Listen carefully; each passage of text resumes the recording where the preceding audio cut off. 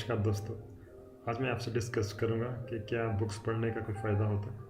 क्योंकि बहुत सारे लोगों का ये मानना है कि बुक्स पढ़ने का कोई फ़ायदा नहीं है, जस्ट टाइम वेस्टेज है। लेकिन मेरा एक्सपीरियंस ऐसा नहीं है। मेरे ख्याल से बुक्स पढ़ने का बहुत फ़ायदा होता है, और बुक्स भी अच्छी तरह उसको डीपली जाके पढ़ने का बहुत फ़ायदा है। और ये भी बहुत इंपॉर्टेंट है कि आप कौन सी बुक्स पढ़ रहे हैं, क्योंकि बहुत सारी बुक्स हैं। बेकार बुक्स पे टाइम वेस्ट मत कीजिए। जो बहुत अच्छी बुक्स हैं सिर्फ उनको ही पढ़िए, और उनको बिल्कुल डीपली पढ़िए। चलो आज मैं सिर्फ एक सबसे जो बेस्ट बुक है उसके बारे में बात करूँगा, जिसका नाम है भगवत गीता। हाँ दोस्तों, इसके बारे में आज बताऊँगा, लेकिन ये थोड़ा आपको बता दूँ कि ये बुक एक तो रिलीजियस बुक है, लेकिन ये ऐसा कुछ नहीं है। ये हर किसी के लिए, ये एक्चुअली लाइफ इम्प्रूवमेंट के लिए है कि आपको लाइफ में कैसे कुछ फ़िक्र वगैरह करना, या इस तरह की कोई भी स्ट्रेस है, टेंशन है, ये सब चीज़ें दूर हो जाएंगी। लेकिन सबसे पहले मैं ये बताऊं कि जो भगवत गीता है, ये एक इसमें 18 चैप्टर हैं, काफ़ी बड़ी बुक है। और इसको समझने में थोड़ा शुरू में थोड़ा टाइम देना पड़ता है। शुरू में आसानी से समझ नहीं आती, तो शुरू में थोड़ा पेशेंस से चलेंगे।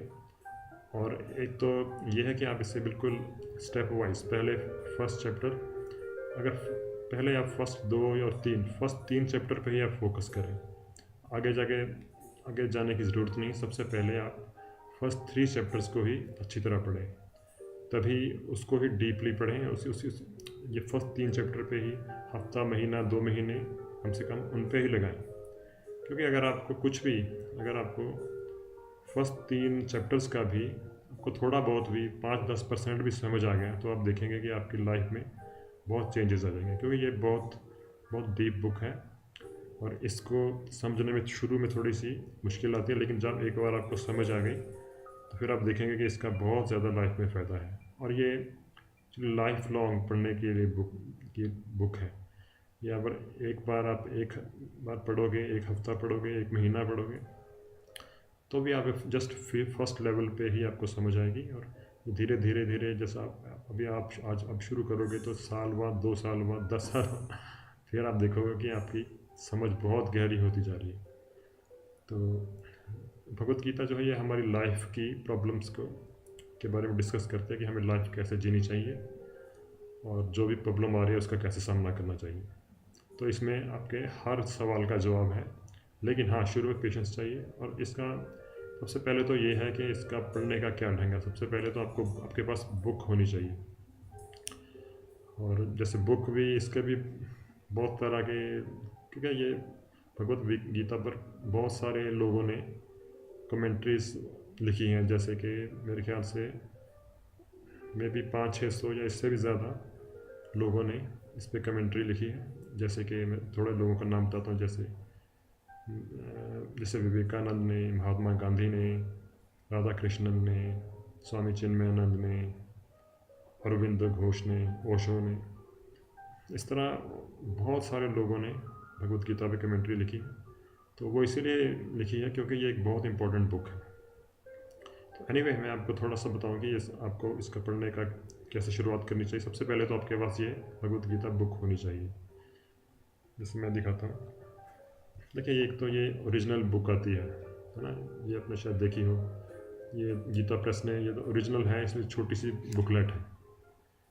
तो इसमें जस्ट जो ओरिजिनल है, इसमें उसकी व्याख्या है ना, उसकी कमेंट्री नहीं है। तो ये आपके पास होनी चाहिए, लेकिन इससे आपको कुछ ज़्यादा समझ नहीं आएगा शुरू में। और आपको और भी जो कमेंट्री वाली बुक है, वो भी आपको बहुत ज़रूरी लेनी चाहिए। और उसके भी बहुत सारे वर्जन हैं, और कुछ आसान है, कुछ मुश्किल है। तो उसके लिए जैसे ये देखिए, ये मेरे पास एक जो है, ये स्वामी चिन्मयानंद का वर्जन है। ये भी ठीक है, ये थोड़ा आसान है। और इसके अलावा मैं और भी कई सुनता हूँ। जैसे ज्ञानेश्वरी मैंने सुना है, लेकिन मैंने पढ़ा नहीं है। जो संत ज्ञानेश्वर द्वारा लिखी गई है, वो शायद मेरे ख्याल से मैंने सुना है कि वो आसान है, और वो भी ट्राई कर सकते हैं। और स्वामी चिन्मयानंद की वो भी ठीक ठाक है, वो भी आसान है। और एक वर्जन है, ये ये वर्जन है जो प्रभुपाद का, जो हरे कृष्णा वाले जो इस्कॉन है उनका वर्जन है। ये थोड़ा एडवांस, थोड़ा सा डिफ़िकल्ट है, लेकिन हाँ इसको दोबारा पढ़ोगे तो ये भी समझ आ जाएगा। तो आप शुरू कर सकते हैं, और भी कोई भी आप ऐसा वर्जन आपको जो अच्छा लगता है, तो सिर्फ जो आसान वाला है उसी से शुरू करें। और दूसरा, जैसे मैंने बताया कि पहले सिर्फ 2-3 चैप्टर्स पे ही, जो फर्स्ट चैप्टर है या उसको फिर फोकस करें, क्योंकि फर्स्ट चैप्टर में ही इसका बेसिस है। क्योंकि भगवत गीता है वो महाभारत के बीच है। सबसे पहले तो आपको थोड़ी महाभारत की स्टोरी का भी आइडिया होना चाहिए, तो तभी आपको ये गीता समझ आएगी।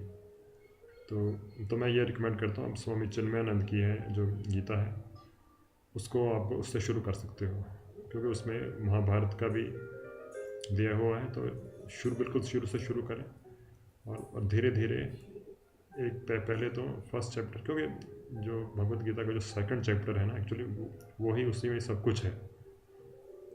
अगर सिर्फ आपको फर्स्ट 2 चैप्टर ही आपको अच्छी तरह समझ आ जाए, तो समझ लीजिए आपको बहुत हद तक 50% भगवत गीता तब आपको समझ आ जाएगी, क्योंकि सेकंड चैप्टर ही उसमें समरी है, उसमें बहुत कुछ है, उसको समझने में भी आपको बहुत टाइम लगेगा। तो एनीवे, ये मैंने आपको थोड़ा सा अपना एक्सपीरियंस के बारे में बताया। तो आप अपने आइडियाज़ लिखना कि आपका इसके बारे में, भगवत गीता के बारे में आपको क्या नॉलेज है और आपका क्या एक्सपीरियंस है।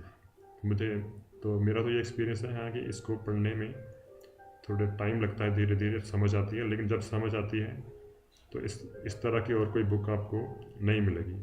तो आपको पता चलता है कि ये बेस्ट बुक है, लेकिन इसको थोड़ा पेशेंस के साथ पढ़ना पड़ेगा। Thank you very much. फिर अगले वीडियो में मिलते हैं।